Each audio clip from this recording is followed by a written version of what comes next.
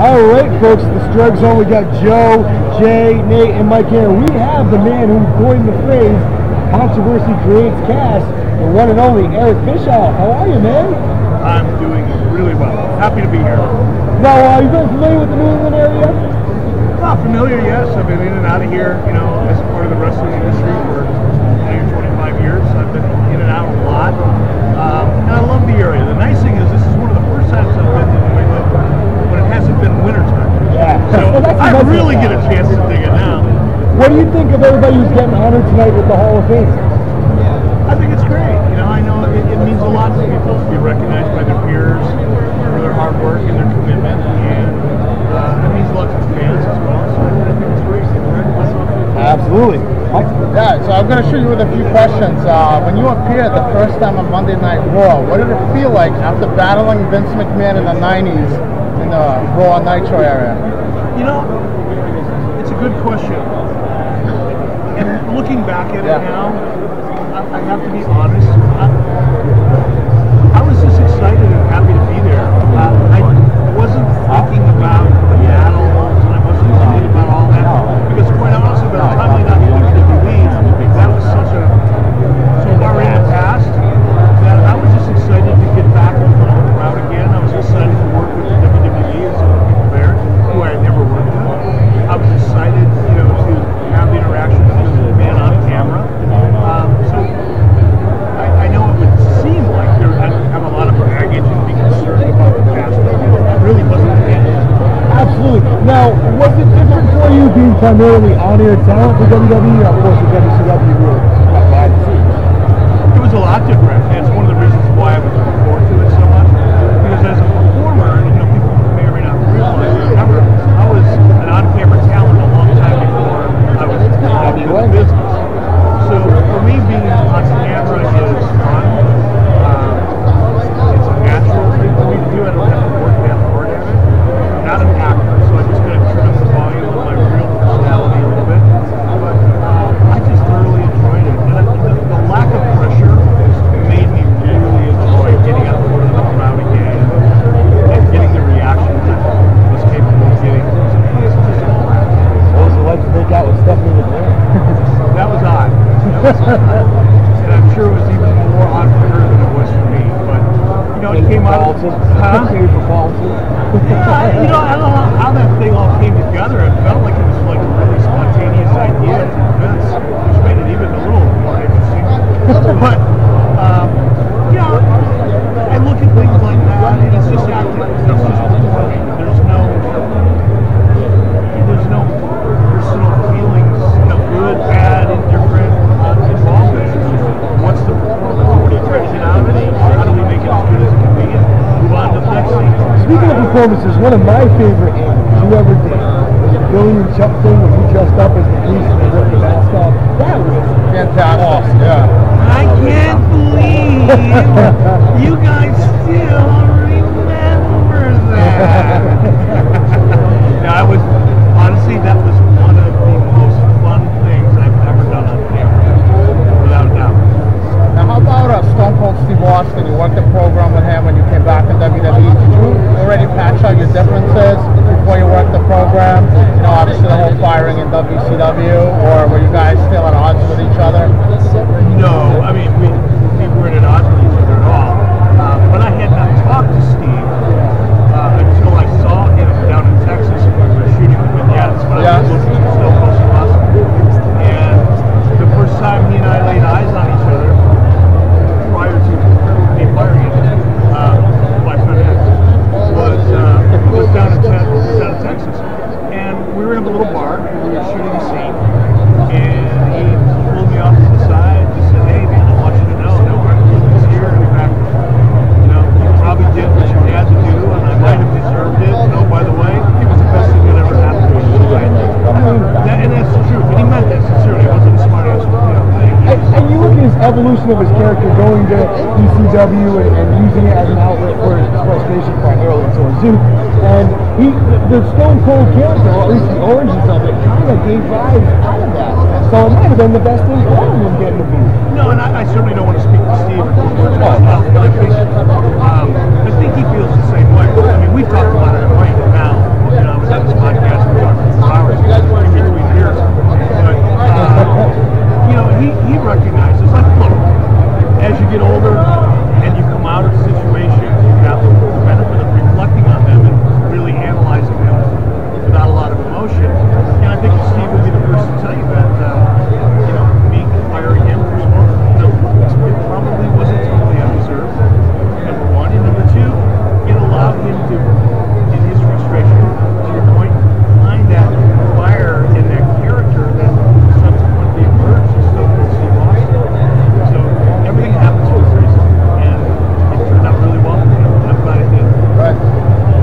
got. Oh, go ahead, Jeff. Yeah, actually, Eric. I wanted to ask you a little bit about your entertainment company there that you put together back in about 2013, was it? No, it's 2003. We've been doing it for a long time. Oh, or no, I'm sorry. You actually did. You did video games. You got a video games No. partnership that's going on. Let me clarify that because it is a little confusing. Bischoff Entertainment is a company that I own with my business partner, Jason Hervey. And our core business is producing reality television, non-scripted reality television. And we've been doing that. The first show we did was for NBC with Paris Hilton's mother. I want to be a Hilton. Since 2003, we've probably done 10, 12, 15 different shows for various networks. That's our core business. In addition to that, we have a company called MX Gaming. And MX Gaming is a company that designs and builds digital, internet, casino-style games. Specialized in slot machines. So, for example, I could pull up on my phone a slot machine casino that's got Hulk Hogan in it. It's got Dennis Rodman. It's got Chuck Norris. It's going to have the Blues Brothers pretty quick. Sign that deal. James Dean. So we've got 5 or 6 of those digital slot machines. We distribute them internationally where online gaming is legal. Quick question about I know you're a black belt in Taekwondo. There was, a lot of wrestlers crossing over in MMA. Did you ever think about maybe opening an MMA promotion at one point, or anything along those lines? Or no, I was involved in karate as a competitor from about 76 on up until about 81. I got my black belt in 79, and I had a couple pro fights in 80, 81. But no, I've never thought about it. MMA long after I forgot where I put my black belt. So it would be silly for me to try to be involved. The sport is completely different now than it was when I was involved. I respect it. I enjoy watching it from time to time, but generally not really a big MMA fan. yeah. Jay. One other question too. In the AWA, you worked sales. You worked in sales. How nervous were you when they asked you to get in front of the camera? You know, I wasn't nervous. I don't really get nervous. It's not in my nature. Except for the IRS. They make me nervous. But other than that, no, I don't really get nervous. I didn't know anything at all about what I was about to do. I had no skills. Were you knowledgeable about wrestling prior to that? I was knowledgeable about wrestling, but being knowledgeable about wrestling and being an effective announcer is two entirely different things. It was literally a trial by fire. I had to learn on the job. And you did a lot of interviews and stuff. You were kind of the Mean Gene role at one point. What was that? Exactly. What was that, rather? Well, what that was my opportunity. When I worked for Brigani, I started out in sales and syndication, and they had an announcer that actually took me to the slot when Gene went off to WWF by the name of Larry Nelson. And every Tuesday, Brigani would fly wrestlers in from all over the country, and they would spend 12 to 15 hours doing edit markets and promos, promoting their tours and the syndicated shows around the 5-state area in the Midwest. Larry Nelson, I like to have a cocktail or two, and the night before, he had a cocktail or 5, and ended up in jail.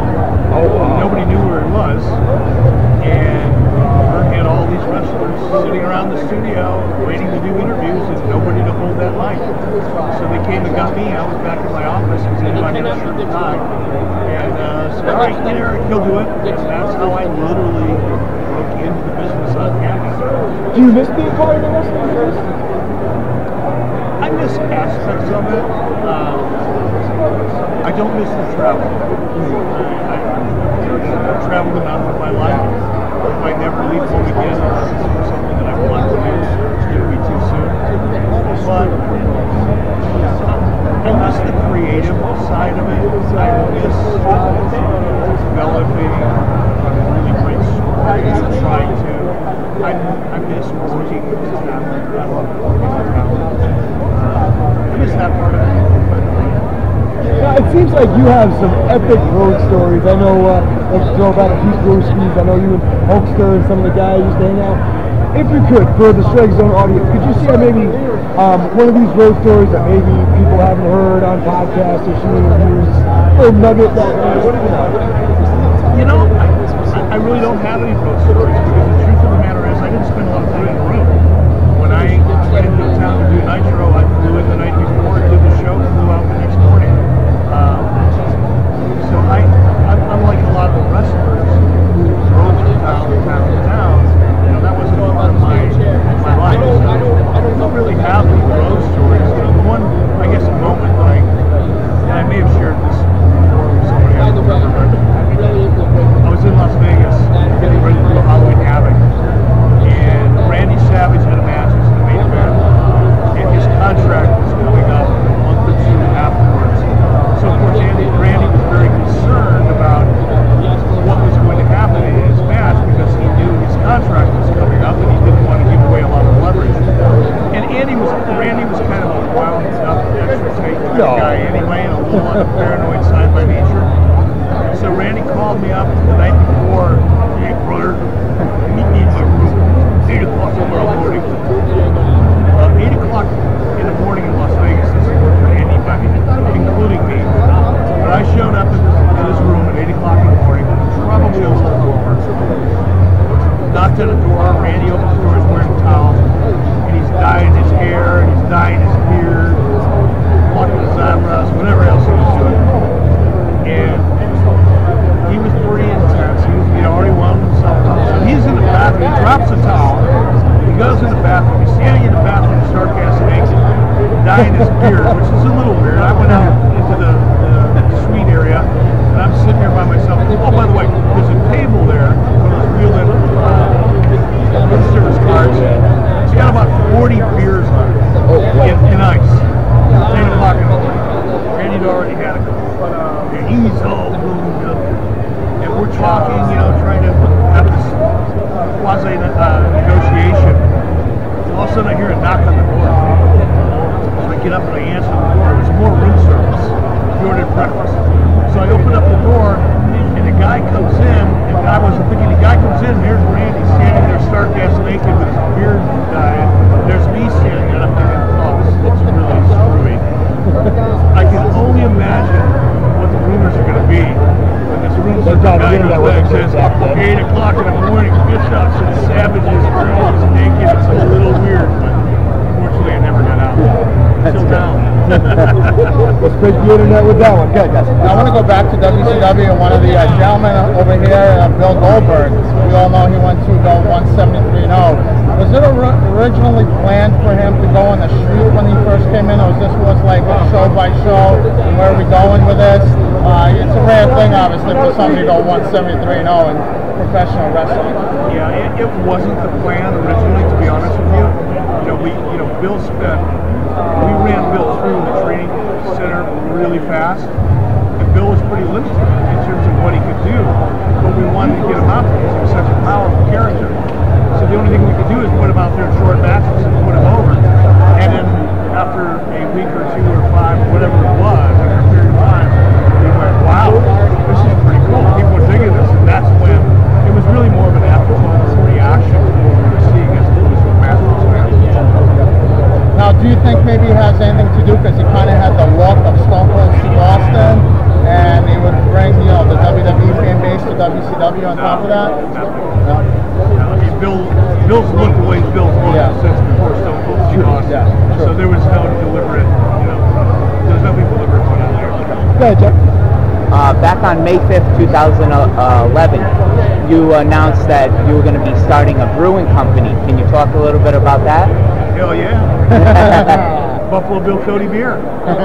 One of the finest rye beers in America. One of the only rye beers in America. There are a few others, but not many. Right now we're distributed in Wyoming, Arizona, just closed Nevada yesterday, on the way here.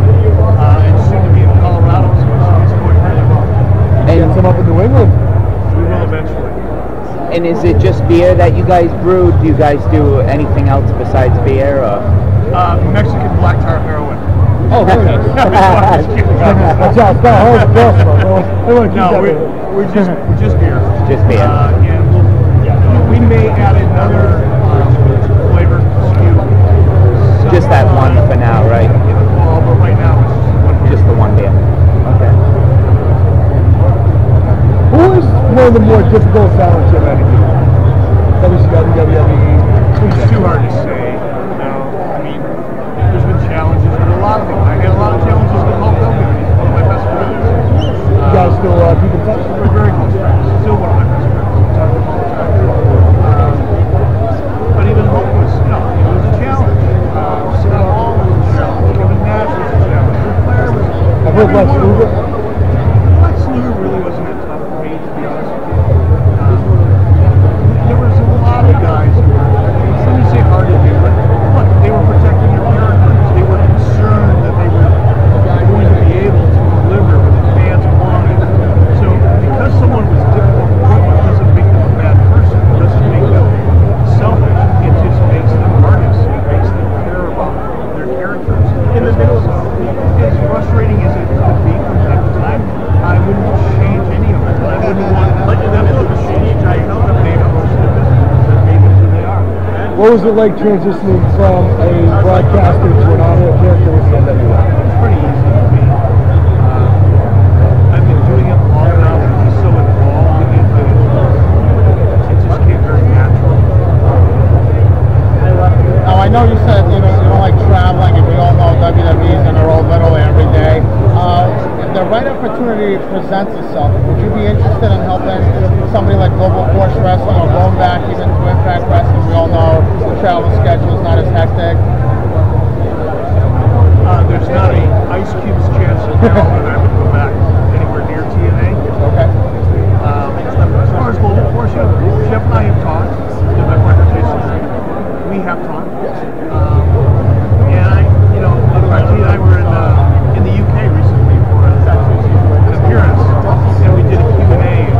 Karen actually asked Jeff and I, put us on the spot in the live crowd, if there's any chance we could work together. And my answer was very honest, and that was, look, if there is a situation where 1 + 1 can equal 5, I'd do it in a heartbeat. But there's no real hard plans or discussions. Do you see Global Force being a significant factor in the future of professional wrestling? I think it can be. Certainly can be. I will give Jeff a lot of credit for a number of things, but most specifically, he's digging in. He's doing it. He's working. He's doing it the old-fashioned way, from the ground up. I respect that a lot. You've been in, obviously, the wrestling business for a number of years. How exciting was it for you to see your son Garrett get his debut in the wrestling game there in about 5 years ago or so? I have mixed emotions. On the one hand, I didn't really want it for him because I know the realities of the wrestling business. In 2012, 13, 14, 15, whatever I knew what the realities were. I understood the realities of having the last name of Bischoff. He'd seen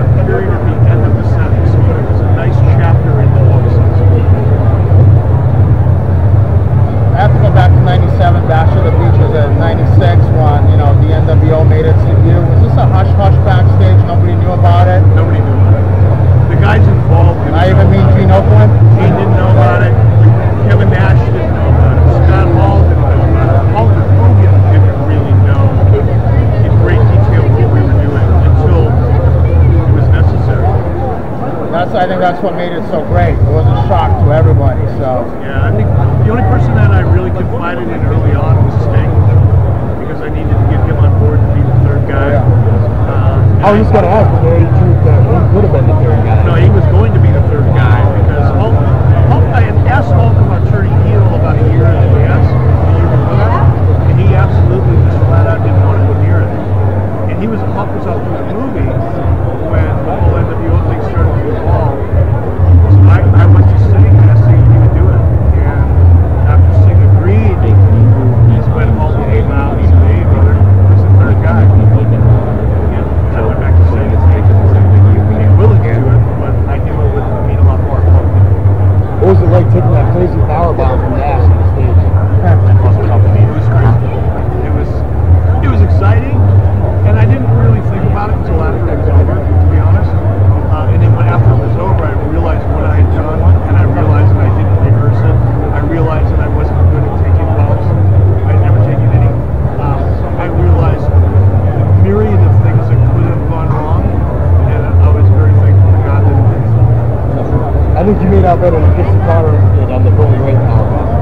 I would see you that. I would hope that I made out better than Dixie. Couple last questions here. Any regrets just in the wrestling business or in WCW that stand out? Any regrets? Frank Sinatra had a song about regrets. I had a few.